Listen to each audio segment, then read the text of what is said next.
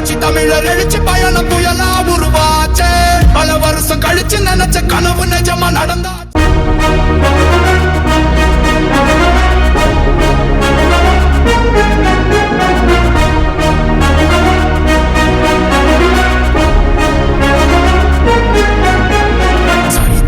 நாயகன் சாமானிய நாயகன் தமிழக தாய மீட்க உறுதி கொண்ட ஒரு மகன். அடித்தட்ட பார்த்தவன் அரியணையும் பார்த்தவன் புரட்சி தலைவி வழி புலியனவே நடந்தவன். ஏழ பாழ வாழ வைக்க சீறி வந்த திருமகன். ஏறு கலப்ப புடிச்சு மேல ஏறி வந்த தலைமகன். ஏழ பாழ வாழ வைக்க சீறி வந்த திருமகன். ஏறு கலப்ப புடிச்சு மேல ஏறி வந்த தலைமகன்.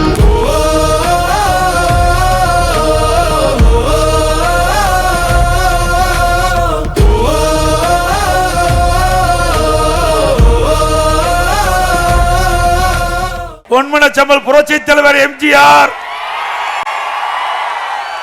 இதே புரட்சி தலைவி அம்மா இருவரும் தலைவர்களை வணங்கி பேராவூரணி சட்டமன்ற தொகுதிக்கு உட்பட்ட இந்த எழுச்சி பயணத்திலே கலந்து கொண்டிருக்கின்ற அத்தனை நல்ல உள்ளங்களிலும் இந்த நேரத்திலே நன்றி தெரிவித்து இங்கே குழுமிருக்கின்ற மக்களை பார்க்கின்ற பொழுது பேராவூரணி சட்டமன்ற தொகுதி இருக்கிற மக்கள் அத்தனை பேருமே இங்கே வந்ததாக பார்க்க முடியும். எல்லா இந்த தொகுதியில் இருக்கிற எல்லா மக்களும் என் முன் காட்சி அளிக்கின்ற காட்சியை பார்க்கிறேன். இது அதிமுக கோட்டை. பேராவூரணி உங்களுடைய எழுச்சி ஆரவாரம், உங்க முகத்தில் இருக்கிற மகிழ்ச்சி, அதிமுக வெற்றி பெற்று விட்டது தொகுதி 2026. இந்த சிறப்பான நிகழ்ச்சியில கலந்து கொண்டு சிறப்பித்துக் கொண்டிருக்கின்ற முன்னாள் அமைச்சர் சார் காமராஜ் அவர்களே, முன்னாள் அமைச்சர் டாக்டர் விஜயபாஸ்கர் அவர்களே, மாவட்ட கழக செயலர் அறிவிச்சவர் திரு சி வி சேகர் முன்னாள் எம்எல்ஏ அவர்களே, முன்னாள் அமைச்சர் திருமதி எஸ் வளர்மதி அவர்களே, அமைப்பு செயலர் அறிவிச்சவர் திரு துரை செந்தில் அவர்களே, முன்னாள் எம்எல்ஏ ஆர்மி சகோதரர் திரு எம் கோவிந்தராஜன் அவர்களே, முன்னாள் MLA Thiru S V Thirugnanasambandam அவர்களே, முன்னாள் MLA Thiru P N Ramachandran அவர்களே, திரு ஆர் கார்த்திகேயன் அவர்களே, திரு ஏ மலையன் அவர்களே, திரு எஸ் செல்வம் அவர்களே, திரு எஸ் ஆர் ஜவஹர்பாபு அவர்களே, திரு பி கே டி சாமி என்ற பட்டுக்கோட்டை சின்ன சுவாமிநாதன் அவர்களே, திரு பேராவூரணி கா திலீப்பன் அவர்களே, திரு பொன் முத்துவேல் அவர்களே, திருமதி மா தவமணி மலையப்பன் அவர்களே, திரு வி ஆர் மதியல் அவர்களே, திரு துரை மாணிக்கம் அவர்களே, பேராவூரணி தெற்கு ஒன்றிய கட்சியாளர் திரு கோவி இளங்கோ அவர்களே, சேதுவாச்சி தெற்கு ஒன்றியச்சாளர் திரு கே சரணாச்சலம் அவர்களே, பட்டுக்கோட்டை வடக்கு ஒன்றியச்சாளர் திரு மலை முருகேசன் அவர்களே, பேராவூரணி ஊராட்சி ஒன்றியக்குழு முன்னாள் தலைவர் திருமதி ஆர் சசிகலா ரவிசங்கர் அவர்களே, பேராவூரணி பேருக்குழு செயலாளர் திரு எம் எஸ் நீலகண்டன் அவர்களே, மற்றும் பொறுப்பாளர் திரு ஆர் பி ராஜேந்திரன் அவர்களே, திரு எஸ் பாண்டியராஜன் அவர்களே, பாஜக மாநில பொதுச் செயலாளர் சகோதரர் திரு கருப்பு முருகானந்தம் அவர்களே, பாஜக தெற்கு மாவட்டத்தில் திரு பி ஜெய் சதீஷ் அவர்களே, பாஜக தஞ்சாவூர் மாநில விவசாய துணைத் தலைவர் திரு பன்னவயல் ஆர் இளங்கோ அவர்களே, தமிழ் மாநில காங்கிரஸ் மாவட்ட பிரபல திரு கல்லப்பட்டி ரவி அவர்களே, ஐஜேகே பேரவணி சட்டமன்ற தொகுதி தலைவர் திரு காக்கோ அவர்களே, மற்றும் நான் வருகின்ற பொழுது வழியிலே மிகச் சிறப்பான வரவேற்பை நல்கிய தமிழர் தேசம் கட்சியை சேர்ந்த தலைவர் அறிவிச்சவர் கே கே செல்வகுமார் அவர்களே, இந்த எழுச்சி பயண நிகழ்ச்சியிலே மிகச் சிறப்பாக எழுச்சியோடு கலந்து கொண்டிருக்கின்ற அனைத்து இந்திய அண்ணா திராவிட முன்னேற்ற கழகத்திலே பல்வேறு பொறுப்புகள் வைக்கின்ற நிர்வாகிகளே, கழக உறுப்பினர்களே, தேசிய ஜனநாயக கூட்டணியில் அங்கம் வைக்கின்ற தலைவர்களே, நிர்வாகிகளே, தொண்டர்களே, பெரியவர்களே, தாய்மார்களே, விவசாயிகளே, விவசாய தொழிலாளிகளே, மகளிர் சேர்ந்த சகோதரிகளே, இளைஞர் வட்டாரங்களே, பத்திரிகையாளர்கள், ஊடகங்களே, அத்தனை பேருக்கும் என்னுடைய முதற்கண் வணக்கத்தை உறுத்தாக்கிறேன்.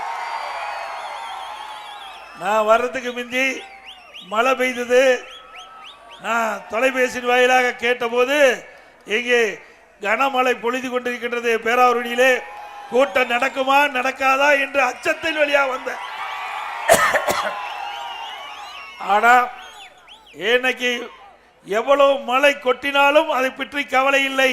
2026 சட்டமன்ற தேர்தலில் பேராவூரணி தொகுதி வெற்றி பெறும்.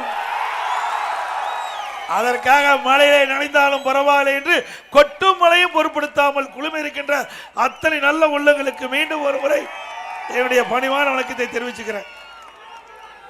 இன்றைக்கு ஸ்டாலின் சொல்றாரு, திராவிட முன்னேற்ற கழக தலைமையில் அமைக்கப்பட்ட கூட்டணி வலுவான கூட்டணி. எங்க கூட்டணியில் திமுக கூட்டணியில் 200 இடங்கள் வெற்றி பெறுவதாக ஒரு தவறான பொய்யான செய்தியை அவ்வப்போது பத்திரிகையின் வாயிலா ஊடகத்தின் வாயிலா வெளிப்படுத்திட்டு இருக்கிறார். திரு ஸ்டாலின் அவர்களே, பேராவூரணி பகுதிக்கு வந்து பாருங்க, அதிமுக செல்வாக்கு எப்படி இருக்கு. அது மட்டுமல்ல, இன்றைக்கு அப்படியா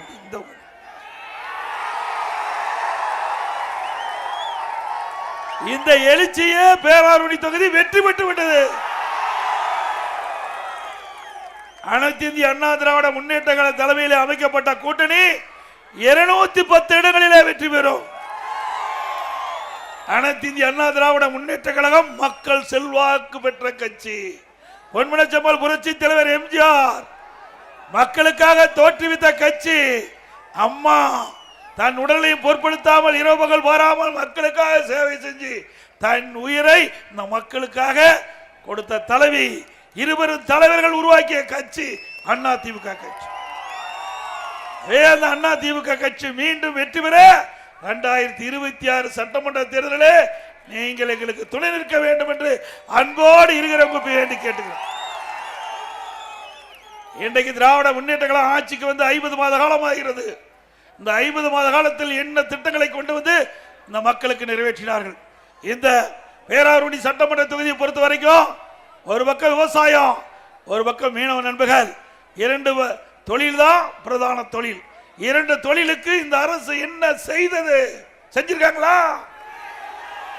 விவசாயிகளுக்கு அதிமுக ஆட்சியில் 2 முறை தொடக்க வேளாண்மை வங்கியில் பயிர்க்கடன் தள்ளுபடி, இன்றைக்கு நடவு மானியம், உழவு மானியம், இப்படி நிறைய மானியத்தை கொடுத்தோம். குறுவை சாகுபடிக்கு தொகுப்பு, சம்பா சாகுபடிக்கு தொகுப்பு.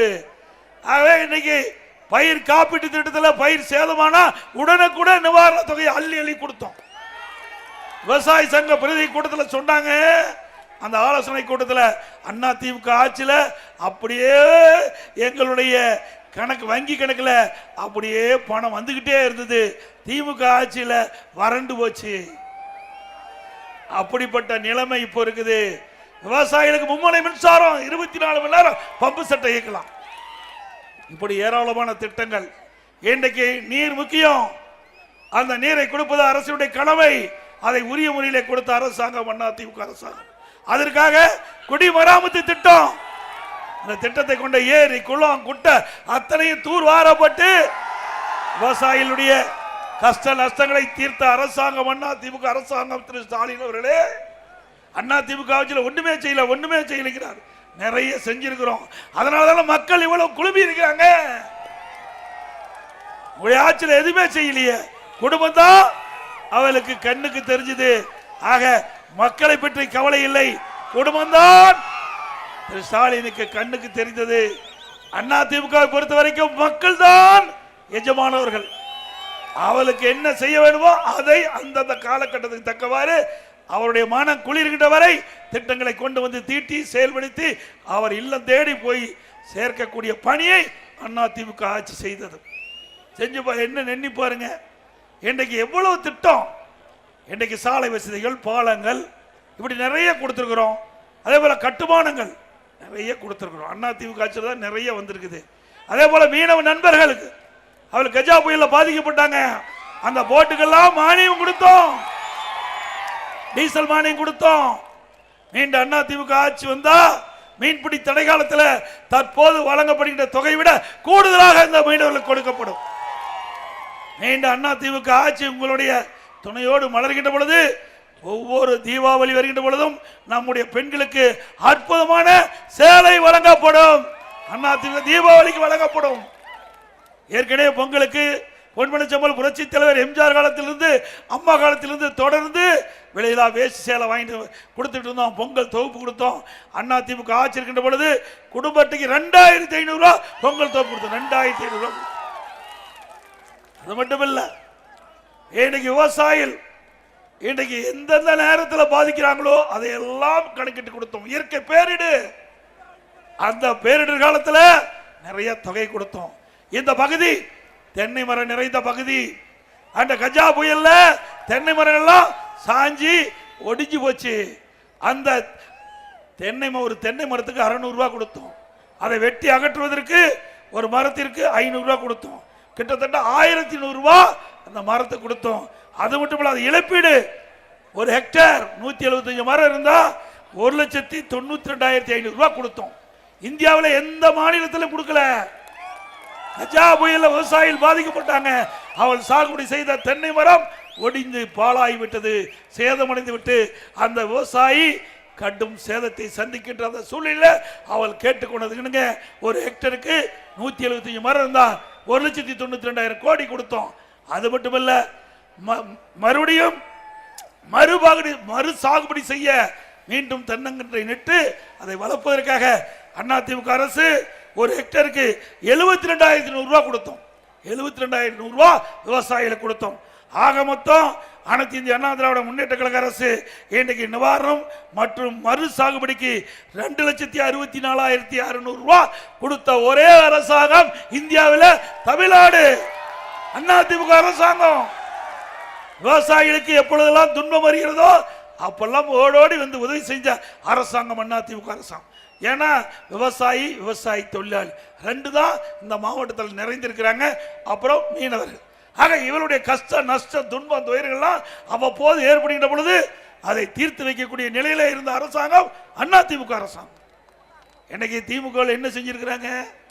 ஏதாவது செஞ்சிருக்காங்களா?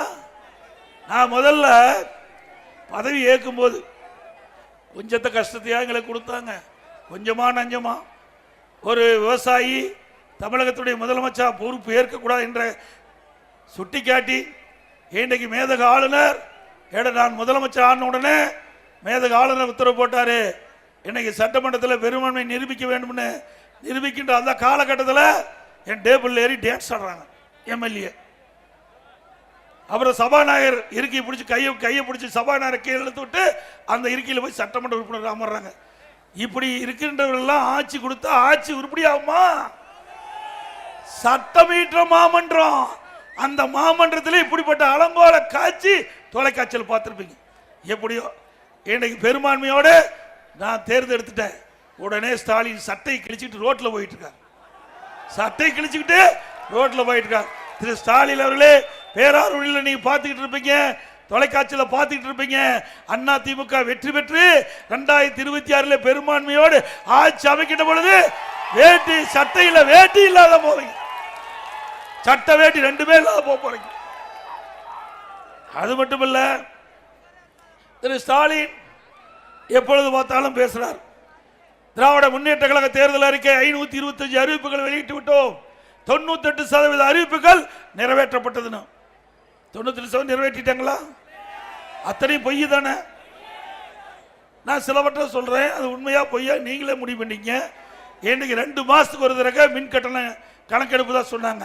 இப்போ அதுக்கு பதிலாக மாசம் மின் கட்டணம் கணக்கெடுப்பு தான் சொல்றாங்க. எடுக்கிறாங்களா? இல்ல 100 நாள் வேலை திட்டம் 150 நாள் உயர்த்திருந்தாங்க. சம்பளத்தை உயர்த்திருந்தாங்க. இப்ப உயர்த்திருக்காங்களா? ஏமா உயர்த்திருக்காங்களா? 150 நாளாக 100 நாள் வேலை திட்டத்தை 150 நாளாக உயர்த்துவதாக ஸ்டாலின் தெரிவிச்சார். செஞ்சிருக்காரா? இப்ப 100 நாள் 50 நாள் ஆகிட்டது. அதுக்கு அந்த 100 நாள் வேலை திட்டத்தில் பணிபுரிந்த தொழிலாளருக்கு நேரடியாக பணம் வர்றதில்லை. குறித்த காலத்தில் பணம் வர்றதில்லை. அத்தனை பேர் ஏழை மக்கள். இன்றைக்கு வேலைக்கு சென்றால் தான் அவர் வீட்டில் அடுப்பு எரியும். அப்படிப்பட்ட அடித்தட்டல் மக்களை வாட்டி வதைக்கின்ற அரசாங்கம் தேவையா? அது மட்டுமல்ல, இன்றைக்கு நம் மாணவர்கள் இளைஞர்கள் வங்கியில கடன் வாங்கினாங்க. திமுக ஆட்சிக்கு வந்த உடனே கடனை ரத்து சொன்னாங்க. ரத்து பண்ணாங்களா? பெட்ரோல் டீசல் விலை திமுக ஆட்சிக்கு வந்தா டீசலுக்கு 4 ரூபாய் குறைப்பினாங்க, பெட்ரோலுக்கு 5 ரூபாய் குறைப்பினாங்க, 3 ரூபாய் குறைச்சிட்டு அப்படி விட்டுட்டாங்க. பெட்ரோல் டீசல் விலை குறைச்சாங்களா? ஏன்னா டீசல்ல தான் ஓட்டு இயங்குது. மீனவர்கள்லாம் டீசலை பயன்படுத்தி தான் மீன் பிடிக்கிறாங்க. விவசாயிகள் அவருடைய டிராக்டருக்கு டீசல் பயன்படுத்துறாங்க. ஆக இப்படி டீசல் பயன்பாடு அதிகம். ஆனால் திராவிட முன்னேற்ற கழகம் ஆட்சி வருவதற்காக வேண்டுமென்று திட்டமிட்டு ஒரு பொய்யான அறிக்கை வெளியிட்டு திமுக ஆட்சிக்கு வந்தோடனே டீசல் விலை குறைப்பேன், பெட்ரோல் விலை குறைப்பேன் என்று மக்களை ஏமாற்றி ஆட்சிக்கு வந்த பிறகு திமுக ஆட்சியில் பெட்ரோல் விலை 3 தான் குறைச்சாங்க, 2 ரூபா குறைக்கல. கொடுத்த வாக்குறுதி நிறைவேற்றல. டீசல் விலை குறைச்சாங்களா? குறைக்கல. இந்த ஆட்சி தேவையா? அத்தனையும் பொய் தானே. அப்புறம் நீட் தேர்வு, திமுக ஆட்சிக்கு வந்தா நீட் தேர்வு முதல் கையெழுத்து, நீட் தேர்வு ரத்து செய்யும். ரத்து செஞ்சிருக்காங்களா? செஞ்சிருக்காங்களா? அதுக்கு பிறகு திரு உதயநிதி ஸ்டாலின் போற கூட்டத்தில் பேச மாட்டி தானே ஆட்சிக்கு வந்திருக்கிறாங்க. மாணவர்கள், இளைஞர்கள், பெற்றோரை ஏமாற்றி ஆட்சிக்கு வந்த பிறகு இப்ப சட்டமன்றத்தில் என்னங்கிறாரு? போன கூட்டத்தொடரில் நான் கேட்கும்போது உச்சநீதிமன்றம் தீர்ப்பு கொடுத்துட்டு எங்களால் ஒன்றும் பண்ண முடியாதுன்னாரு. அத்தையே நாங்களும் சொன்னோம், நாங்கள் மட்டும் தப்பாக சொன்னோம். உச்சநீதிமன்றத்தில் தீர்ப்பு கொடுக்கப்பட்டு அந்த நீட் தேர்வு விலக்களிக்க வேண்டும் என்பது எங்களுடைய கொள்கை. ஆனால் உச்சநீதிமன்ற தீர்ப்பு இப்படிதான் நடக்க முடியும்னு இப்போ ஒத்துக்கிறார். அந்த நீட் தேர்வை யார் கொண்டு வந்தது? 2010 மத்தியிலே காங்கிரஸ் ஆட்சி. திமுக அந்த ஆட்சியில் பங்கு பெற்றது. அப்போ திமுக கட்சி சேர்ந்த நாமக்கல் நாடாளுமன்ற உறுப்பினர் திரு காந்தி செல்வன் சுகாதாரத்துறை இணை அமைச்சராக இருந்தார். அப்பதான் 2010 டிசம்பர் 21 இதற்கு நோட்டிபிகேஷன் அரசுல வெளியிட்டாங்க. காங்கிரஸ் ஆட்சியில் தான் நீட் தேர்வு வந்தது. கொண்டு வந்ததும் அவர்கள் ரத்து செய்வதற்கு முயற்சி நாடகம் அடிப்பதும் அவர்கள். இப்படிப்பட்ட கட்சி தேவையா தமிழ்நாட்டில்? இன்னைக்கு நீட் தேர்வை கொண்டாந்தது அவர்கள் தான். நீட் தேர்வை ரத்து செய்ய வேண்டும் என்று நாடகம் நடிப்பதும் திமுக தான். ஆக நாடகம் நடிப்பதிலே வல்லவர் திரு ஸ்டாலின். அதோட திமுகவுடைய சாதனை என்ன? இன்றைக்கு உதயநிதி அவர்களை துணை முதலமைச்சர் ஆக்கியிருக்காங்க. அதுதான் இந்த 50 மாத கால திமுக ஆட்சியுடைய சாதனை. குடும்பத்தில் இருக்கிறவர்கள் அத்தனை பேரும் பொறுப்புக்கு வர வேணும். நீங்க பாருங்க, திமுக பாருங்க, திரு கருணாநிதி குடும்பத்தில் பாருங்க, திரு ஸ்டாலின், உதயநிதி ஸ்டாலின், திருமதி கனிமொழி, அப்புறம் தயாநிதி மாறன், இன்னும் எத்தனையோ பேர் இருக்கிறாங்க. இப்போ போதாதுக்கு துர்கா அம்மா வேற வந்துட்டாங்க. புஸ்தகத்தை வெளியிட்டு அந்த அம்மாவும் மேடை ஏறி பேச ஆரம்பிச்சுட்டாங்க. பேசும்போது சொல்றாங்க, பல்வேறு வேலைகள்லாம் விட்டு, பல்வேறு பணிகள்லாம் விட்டு துணை முதலமைச்சர் உதயநிதி இந்த நிகழ்ச்சியில் பங்கு பெற்று விட்டார் என்று. ஐயா, என்ன நடிப்பு! அப்பாவோட அவருடைய அம்மா பயங்கர நடிப்பு நடிக்கிறாங்க. ஏங்க, புத்தக வெளியீட்டு விழாவுக்கு நிறைய வேலை இருக்குதான் உதயநிதிக்கு. என்ன கிழிச்சு விட்டாரு தமிழ்நாட்டுக்கு அவர் நினைச்சு பாருங்க. யார் பேசுறா? உதயநிதியோட அம்மா அவர்கள் துர்கா ஸ்டாலின் பேசுறாங்க இந்த புத்தக வெளியீட்டு விழாவில். நேற்று நீங்க டிவியில் பார்த்தா தெரியும். அவருடைய மகன் திரு உதயநிதி அவர்கள் பல்வேறு வேலைகளுக்கு இடையில அந்த பணியெல்லாம் ஒதுக்கிவிட்டு எங்களுடைய புத்தக திறப்பு விழாவிலே கலந்து கொண்டதற்கு நாங்கள் நன்றிங்கிறாங்க. ஆகா, எவ்வளவு பெரிய மோசடி கும்பல் என்பதை நீங்கள் எண்ணி பாருங்க. இவளுக்கு தான் இந்த கட்சி இருக்குது, இவளுக்கு தான் இந்த அரசாங்கம் இருக்குது. மக்களுக்காக இல்லை. மக்களுக்காக அரசாங்கம் இருக்குதா? திரு கருணாநிதி குடும்பத்துக்கு தான் அரசாங்கம் இருக்குது. அது கட்சி இல்லை, கார்பரேட் கம்பெனி. அது கம்பெனி ஆக்கிட்டாங்க. அந்த கம்பெனியில் தான் குடும்ப உறுப்பினர்கள்லாம் டைரக்டராக இருந்துட்டு திரு ஸ்டாலின் சேர்மனாக இருந்து இன்றைக்கு இந்த அரசாங்கத்தை நடத்திட்டு இருக்காங்க. இப்படிப்பட்ட அரசாங்கம் மீண்டும் வர வேணுமா? எண்ணி பாருங்க. இன்றைக்கு இந்த ஆட்சி வந்த பிறகு 50 மாசம் விலைவாசி விண்ணை முட்டி விட்டது. இன்றைக்கு அரிசி விலை உயர்ந்தாச்சு, இன்றைக்கு பருப்பு விலை உயர்ந்தாச்சு, கடல் எண்ணெய் உயர்ந்துட்டது. அதை பற்றியெல்லாம் இந்த அரசாங்கத்துக்கு கவலை இல்லை. மக்கள் எக்கடி கட்டி போனா என்ன, தான் குடும்பம் செல்வம் செழிப்பா வளர வேணும். அதுதான் திரு ஸ்டாலினுடைய எண்ணம். மக்கள் இவ்வளவு பிரச்சனை சந்திச்சுட்டு இருக்கிறாங்க. இதற்கு விலைவாசியை குறைப்பதற்கு என்ன நடவடிக்கை இந்த அரசாங்கம் எடுத்தாங்க? அண்ணா திமுக அரசு இருக்கின்ற பொழுது இன்றைக்கு ஏதாவது அந்த உணவுப் பொருட்கள் விலையேறினா அதற்கு ஒரு நிதி ஒதுக்கி கூட்டுறவு சங்கத்தின் மூலமாக எந்த மாநிலத்தில் விலை குறைவா இருக்குதோ அங்க கொள்முதல் செஞ்சு தமிழ்நாட்டுக்கு கொண்டு வந்து விற்பனை செஞ்சு விலையேற்றம் இல்லாம விலை உயர்வு இல்லாம ஏழை மக்களை காத்த அரசாங்கம் அண்ணா திமுக அரசாங்கம். உங்களால் அப்படி ஏதாவது சொல்ல முடியுமா? கல்வியிலே புரட்சி மறுமலர்ச்சி மாண்புமிகு அம்மா இருக்கின்ற பொழுது பள்ளி கல்விக்கு அதிகமான நிதி ஒதுக்கீடு செஞ்சு இன்றைக்கு இந்தியாவிலேயே கல்வி கற்புடைய எண்ணிக்கை தமிழ்நாட்டில் உயர்ந்திருக்குது. அதுக்கு அண்ணா திமுக அரசு எடுத்த நடவடிக்கை. இன்றைக்கு ஆரம்ப பள்ளி, நடுநிலைப்பள்ளி, உயர்நிலைப்பள்ளி, மேல்நிலைப்பள்ளி, கல்லூரி என்று நிறைய கல்விக்கூடங்களை திறந்து இன்றைக்கு ஏழை எளிய ஒடுக்கப்பட்ட நசுக்கப்பட்ட கடைக்கோட்டில் கிட்ட விவசாயி தொழிலாளியுடைய மகன் கூட பட்டப்படிப்பு படிக்கக்கூடிய சூழ்நிலையை உருவாக்கி தந்த அரசாங்கம் அதிமுக அரசாங்கம். எங்களுக்கு எல்லாம் தெரியும். 4 ஆண்டு காலம் நான் முதலமைச்சராக இருந்தேன். எல்லா துறையும் அத்துபடி. நீங்க எந்த துறையில் எது கேட்டாலும் நாங்கள் சொல்ல தயார். உங்களால சொல்ல முடியுமா? ஒண்ணுமே தெரியாது. பொம்மை மாதிரி. பொம்மைக்கு சாய் கொடுத்தா, நம்ம குழந்தைக்கு சாய் கொடுத்தது பொம்மை முன்னாடி காட்டினா குழந்தை சிரிச்சிட்டு இருக்கு பாருங்க. அப்படி இருக்கிற முதலமைச்சர் வச்சுட்டு நம்ம என்ன செய்ய முடியும்? இது 8 கோடி தமிழ் மக்கள் வாழ்கின்ற பூமி. இந்த மக்களுக்கு என்ன பிரச்சனை? மீனவருக்கு என்ன பிரச்சனை, விவசாயிக்கு என்ன பிரச்சனை, தொழிலாளிக்கு என்ன பிரச்சனை என்று அவ்வப்போது வருகின்ற பிரச்சனையை உரிய நேரத்தில் சந்தித்து கேட்டு ஆலோசனை பெற்று தீர்த்து வைக்கின்ற அரசு தான் நல்ல அரசாங்கம். உங்களால பண்ண முடிஞ்சுதா? சட்டமன்றத்தில் பேசினா 2.25 மணி நேரம் சட்டமன்றத்தில் பேசினேன். எதிர்கட்சி தலைவராக இருந்து 2.25 மணி நேரம் இன்றைக்கு மேதக ஆளுநர் உரையில் பேசினேன். ஒரு பதிலையும் காணாம். கடைசி வரைக்கும் என் தொண்டை காஞ்சிதான் மிச்சம். தமிழ்நாட்டு மக்களுடைய பிரச்சனை 2.25 மணி நேரம் பேசின பிறகு ஒரு பதிலும் சொல்ல முதலமைச்சர். இப்படிப்பட்ட முதலமைச்சர் வச்சுக்கிட்டு நம்ம என்ன செய்ய முடியும்? இன்னைக்கு சட்ட ஒழுங்கு சந்தி சிரிக்குது. இன்னைக்கு திருவள்ளூர் மாவட்டம் கும்மிடிப்பூண்டியில ஒரு பெண் 10 வயது மதித்தக்க ஒரு சிறுமி நடந்துட்டு போறாங்க. அப்படி அலாக்க தூக்கிட்டு போயிட்டான்.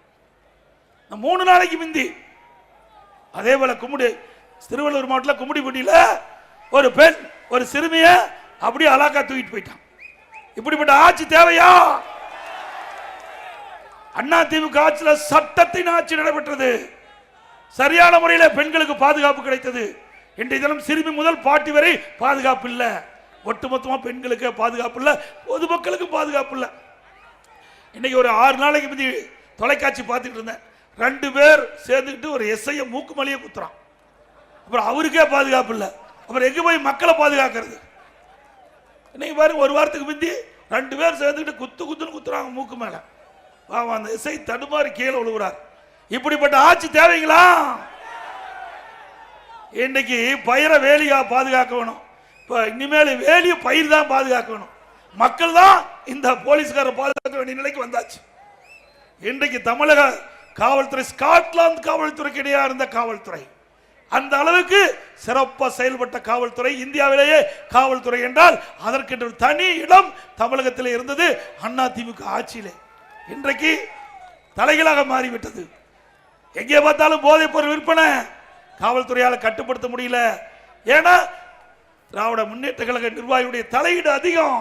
அதை இந்த திமுக தலைவரால் கட்டுப்படுத்த முடியல. ஏன்னா அவரே பேசுறார். திமுக பொதுக்குழு கூட்டத்தில் பேசுறார். ஸ்டாலின் பேசுறார். எல்லா பத்திரிகையிலும் வந்திருக்குது, ஊடகத்திலையும் வந்திருக்குது. அவர் என்ன சொல்றாரு? நான் இரவில் கண் மூடி, ஸ்டாலின் பேசுறது, இரவில் கண் மூடி காலையில் கண் விழிக்கின்ற பொழுது அச்சத்தில் கண் விழிக்கின்றேன். எங்க கட்சி நிர்வாகிகள் என்ன பிரச்சனை வந்து விடுவோம் என்று அச்சத்தில் கண் விழிக்கிறார். அப்புறம் எங்க போய் நாட்டை காப்பாத்துவேன்?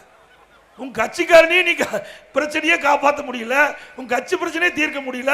இது நாம சொல்லிங்க, அவர் சொன்னது எல்லா பத்திரிகையிலும் வந்திருக்குது. இப்படிப்பட்ட முதலமைச்சரை வச்சுக்கிட்டு நாடு பாதுகாப்பா இருக்க முடியுமா? நாட்டு மக்களுக்கு தேவையான நன்மை கிடைக்குமா? சொல்லுங்க பாங்கம்மா. நீ அதிமுக ஆட்சி ஒப்பிட்டு பாருங்க. அதிமுக ஆட்சியில் விலைவாசி என்ன, சட்ட ஒழுங்கு எப்படி இருக்குது, எப்படி வேலைவாய்ப்பு கிடைச்சது, எப்படி மாணவர்களுக்கு கல்வி கிடைச்சது, எப்படி சுகாதார வசதி கிடைச்சது, இதெல்லாம் சிந்திச்சு பாருங்க. நாங்களாம் பொய் சொல்லி மக்களை ஏமாற்றி ஆட்சிக்கு வருவது அதிமுகவுடைய கொள்கை கிடையாது. உண்மையை சொல்றோம், நடந்ததை சொல்றோம், செஞ்சதை சொல்றோம். மக்கள் எங்களுக்கு ஆதரவு தருவார் என்று நம்பிக்கை எங்களிடத்தில் இருக்கின்றது. மடியிலே கனமில்லை, வழியிலே பயமில்லை. அப்படித்தான் நாங்கள் வாழ்ந்துகிட்டு இருக்கிறோம். நீங்க திமுக காரங்களாம் அச்சத்தில் உறைஞ்சு போயிருக்கிறான். அமலாக்கத்துறை ஒவ்வொரு கதவா தட்டுது, ஒவ்வொரு அமைச்சர் கதவையும் தட்டிட்டு இருக்குது. அது எந்த நேரத்தில் எவர் எங்க போயிருப்பாருன்னு தெரியல. இன்னைக்கு 2026 சட்டமன்ற தேர்தலில் பல பேர் பாதுகாப்பா இருப்பாங்க, பல பேர் இருக்கிற இடத்துல பாதுகாப்பா இருப்பான்னு தான் நான் நம்புறேன். இன்றைக்கு டாஸ்மாக் கடை தமிழ்நாடு முழுவதும் இருக்குது. இன்றைக்கு டாஸ்மாக் கடையில் போய் ஒரு பாட்டில் வாங்கினா 10 ரூபா கொடுக்கணும். அது எந்த அமைச்சர் உங்களுக்கு தெரியுமா? பாலாஜி. டக்குன்னு தம்பி சொல்ற, தம்பி யாருமே கடைக்கு போயிடாதீங்கப்பா, தப்பு, வேண்டாம். 10 ரூபா ஒரு பாட்டிலுக்கு அதிகமாக கொடுத்து தான் இந்த டாஸ்மாக் கடையில் பாட்டில் வாங்கணும். தமிழ்நாட்டில் 1.5 கோடி பாட்டில் விற்குது. ஒரு நாளைக்கு 1.5 கோடி பாட்டில் விற்குது. அப்படி 1.5 கோடி பாட்டில் விற்றா ஒரு நாளைக்கு 15 கோடி, மாசத்துக்கு 450 கோடி, வருஷத்துக்கு 5400 கோடி கொள்ளையடிக்கிற அரசாங்கம் தேவையா? பாவம், பல பேர் ஏழைகள், அவர்கள் தான் இந்த பணத்தெல்லாம் கொடுப்பாங்கன்னு எனக்கு கிடைத்த தகவல். இப்படிப்பட்ட அரசாங்கத்தை 2026 தூக்கி எறியப்பட வேண்டும். திமுக என்ற கட்சி 2026 க்ளோஸ். அந்த நிலையை நீங்கள் உருவாக்கி தர வேண்டும் என்று அன்போடு இந்த நேரத்தில் கேட்டுக்கிறேன். இன்றைக்கு மீனவ பிரச்சனை, ஸ்டாலின் சொல்றார் கச்சத்தீவை இன்றைக்கு பாரதிய ஜனதா அரசு மீட்டு கொடுக்கல. கச்சத்தீவை பாரதிய ஜனதா அரசு மீட்டு கொடுக்கலையா? நீ என்ன பண்ணிட்டு இருந்த? பாரதிய ஜனதா கட்சியோட 99 கூட்டணி வச்சு மத்தியில் அமைச்சரா இருந்தீல்ல, அப்ப ஏன் கச்சத்தீவு உனக்கு ஞாபகம் இல்லையா? அதுக்கு பிறகு காங்கிரஸ் ஆட்சி, அதுல ஒரு 5 வருஷம், அப்போ இந்த மீனவர்களுக்கு கச்சத்தீவை மீட்டு கொடுக்கணும்னு ஞாபகம் இல்லையா? குடும்ப உறுப்பினருக்கு வேணா பதவி கேட்கறதுக்கு ஞாபகம் இருக்குது. ஆனா மீனவருடைய பிரச்சனை கச்சத்தீவு காங்கிரஸ் ஆட்சி, மத்தியிலே காங்கிரஸ் ஆட்சி, மாநிலத்தில் திரு கருணாநிதி முதலமைச்சராக இருந்தாங்க, திமுக ஆட்சி. அந்த காலகட்டத்தில் கச்சத்தீவை தாரை வார்த்து கொடுத்தது. ஆனா 16 ஆண்டு காலம் திராவிட முன்னேற்ற கழகம் மத்தியில் ஆட்சி அதிகாரத்தில் இருக்கும் போதெல்லாம் இந்த மீனவருடைய பிரச்சனை கண்ணுக்கு தெரியல, கச்சத்தீவு கண்ணுக்கு தெரியல. இப்போ பாரதிய ஜனதா குறை சொல்ல வேணும், அதுக்காக திட்டமிட்டு இன்றைக்கு ஸ்டாலின் இன்றைக்கு பாரதிய ஜனதா கட்சி விமர்சனம் செய்திருக்கார். ஆகவே மக்கள் எண்ணி பார்க்க வேண்டும். ஆட்சி அதிகாரம் இருக்கும் போதுதான் கேட்டு பெற முடியும். ஆட்சி அதிகாரம் இல்லாத போது எப்படி பெற முடியும் சொல்லுங்க பார்க்கலாம். இன்னைக்கு மேகதாது பிரச்சனை 2 நாளா பேப்பர்ல வந்துட்டு இருக்குது. அங்க இருக்கிற முதலமைச்சர், கர்நாடக முதலமைச்சர், கர்நாடக நீர்ப்பாசனத்துறை அமைச்சர் மேகதாதுல அணை கட்டுங்கிறாரு. இன்றைக்கு அந்த அணை கட்ட தடுப்பு நிறுத்தத்துக்கு ஏதாவது முயற்சி செஞ்சாரா இன்றைய முதலமைச்சர்? இல்லையே. ஏன் காங்கிரஸோட தானே கூட்டணி வச்சிருக்கிறீங்க? இந்தியா கூட்டணியில் திமுக இருக்குது இல்ல? திருமதி சோனியா காந்தி சொல்லுங்க, திரு ராகுல் காந்தி சொல்லுங்க. இன்றைக்கு காங்கிரசும் திமுகவும் ஒன்றாக இருப்பதாக நீங்க பத்திரிகையிலே ஊடகத்திலையும் இந்தியா கூட்டணி வலுவான கூட்டணி, வலுவான கூட்டணி வச்சு தமிழ்நாட்டு மக்கள், தமிழ்நாடு விவசாயிகள், டெல்டா மாவட்ட விவசாயிகள் பாதிக்கப்படுகின்ற பொழுது அங்கே மேகதாதுவில் அணை கட்டக்கூடாது என்று காங்கிரஸ் மூலியமாக கர்நாடக அரசுக்கு அழுத்தம் கொடுத்து ஏன் தடுக்கல? செய்ய மாட்டாங்க. குடும்பம்னா செய்வாங்க. நாட்டு மக்களுக்கு செஞ்ச சரித்திரமே கிடையாது திரு கருணாநிதி குடும்பத்தை பொறுத்த வரைக்கும். இது நான் சொல்றது தப்பா சரிங்களா சொல்லுங்க. இன்னைக்கு அதிகார வீட்டு தான் இருக்குது. இந்தியா கூட்டணியில் திமுக இருக்குல்ல, அப்புறம் எதுக்கு திமுக நீ கூட்டணி வச்சுட்டு இருக்கிற? திமுக எதுக்கு இந்தியா கூட்டணியில் கூட்டணி வச்சுட்டு இருக்கிற? தமிழ்நாட்டு மக்களுடைய பிரச்சனையை பேச முடியாத, தமிழ்நாட்டு மக்களுடைய பிரச்சனையை தீர்க்க முடியாம அந்த கூட்டணியில இருந்து என்ன பண்ண போறீங்க? கிடையாது. இதே காவிரி நதிநீர் பிரச்சனை வந்தது, உச்சநீதிமன்றம் தீர்ப்பு கொடுத்தாச்சு. அந்த தீர்ப்பின்படி செயல்படுத்த வேண்டும் என்று பாரதிய ஜனதா அரசை நான் கேட்டோம். கூட்டணியில் தான் இருந்தோம். காவிரி மேலாண்மை வாரியம் வேண்டும், உடனடியாக அமைக்க வேண்டும் என்று கேட்டோம். அவையில் காலம் தாழ்த்தினாங்க. எங்களுடைய நாடாளுமன்ற 37 பேர் 22 நாட்கள் நாடாளுமன்றத்தை ஒத்தி வச்சோம். 22 நாட்கள் நாடாளுமன்றத்தை ஒத்தி வச்சோம், அழுத்தம் கொடுத்தோம். உடனடியாக காவிரி மேலாண்மை ஆணையத்தை அமைக்கப்பட்டு உச்சநீதிமன்ற தீர்ப்பை பாரதிய ஜனதா அரசு அமுல்படுத்தியது. இது கூட்டணி இருக்கும் போதே நாங்கள் இப்படி செஞ்சோம். நீங்க இப்ப இந்தியா கூட்டணி, திமுக, காங்கிரஸ், கம்யூனிஸ்ட் எல்லா கட்சியும் நீங்க இணைஞ்சு இந்தியா கூட்டணி வச்சுக்கிட்டு தமிழ்நாட்டு மக்களுடைய பிரச்சனை பேச முடியலனா, தமிழ்நாட்டு விவசாயிகளுடைய கஷ்ட நஷ்டம் துன்பம் துயரங்கள் இந்த மேகதாது அணை கட்டப்பட்டு விட்டால் டெல்டா பாலைவனம் ஆகிடும். அப்படிப்பட்ட சூழ்நிலை இப்ப கூட நீங்க இந்த மேகதாது அணையை கட்ட தடுத்து நிறுத்தாவிட்டால் இன்றைக்கு டெல்டா மாவட்டத்தை காப்பாற்ற முடியாது. இதை சிந்திச்சு பாருங்க. அண்ணா திமுக என்பது விவசாயிகளுடைய நண்பன். விவசாயிகளுக்கு ஏதாவது பிரச்சனை ஏற்பட்டால் முதல் குரல் கொடுப்பது அண்ணா திமுக. மீனவருடைய பிரச்சனை தீர்க்க அண்ணா திமுக பாடுபடும். ஆகவே வருகின்ற அதே போல திராவிட முன்னேற்ற கழக அரசு வந்த பிறகு கடுமையான மின்கட்டண உயர்வு, மின்கட்டணம் உயர்ந்து போச்சு. இன்னைக்கு பேரூராட்சி நகராட்சி எல்லாம் உயர்த்திட்டாங்க. சொத்து வரி, வீட்டு வரி உயர்த்தியாச்சு, கடை வரி உயர்த்தியாச்சு, பத்திரப்பரி உயர்த்தியாச்சு, எல்லா வரியும் உயர்த்தியாட்டாங்க. ஆனா மக்களுக்கு எந்த நன்மையும் கிடைக்கல. இப்படிப்பட்ட அரசாங்கம் தேவையா? ஆகவே 2026 சட்டமன்ற தேர்தலில் அனைத்து இந்திய அண்ணா திராவிட முன்னேற்ற கழக அரசு அமைய எங்களுடைய கழக வேட்பாளருக்கு இரட்டை சின்னத்திலே வாக்களித்து வெற்றி பெற செய்யுங்க. பேராவூரணி தொகுதி அண்ணா திமுக கோட்டை, மீண்டும் நிரூபிங்க 2026